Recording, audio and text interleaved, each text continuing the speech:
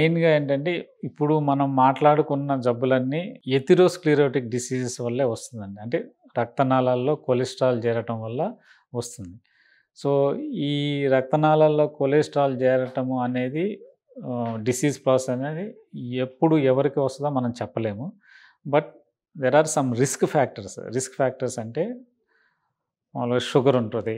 అంటే diabetes, high BP, hypertension, smoking, తర్వాత hypercholesterolemia బ్లడ్‌లో ఎక్కువ కొలెస్ట్రాల్ లెవెల్స్ ఉండటము, తర్వాత సెడెంటరీ లైఫ్.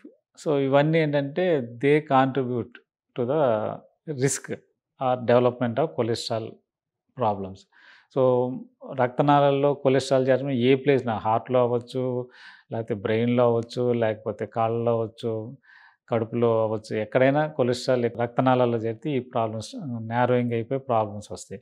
సో, వీటికి మనం జాగ్రత్తలు తీసుకోవాలంటే సపోజ్ రిస్క్ ఫ్యాక్టర్స్ ఉన్నాయనుకోండి. డయాబెటిసు, హైపర్ టెన్షను, స్మోకింగ్ అవన్నీ ఉంటే వాటిల్ని కంట్రోల్ చేసుకోవాలి ఫస్ట్.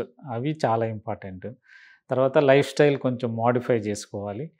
నెక్స్ట్ ఏంటంటే ఫుడ్. చాలామంది ఫుడ్ వల్ల అది తింటే, ఇది తింటే వాళ్ళ కొలెస్ట్రాల్ ఎక్కువ చేరిపోతే అవన్నీ కాకుండా యాస్ ఎ ప్యాషనేట్‌గా రెగ్యులర్‌గా వాటెవర్ మనకి కావాల్సినంత ఫుడ్డు అవి తింటూ అలా మేనేజ్ చేసుకుంటే సరిపోతుంది.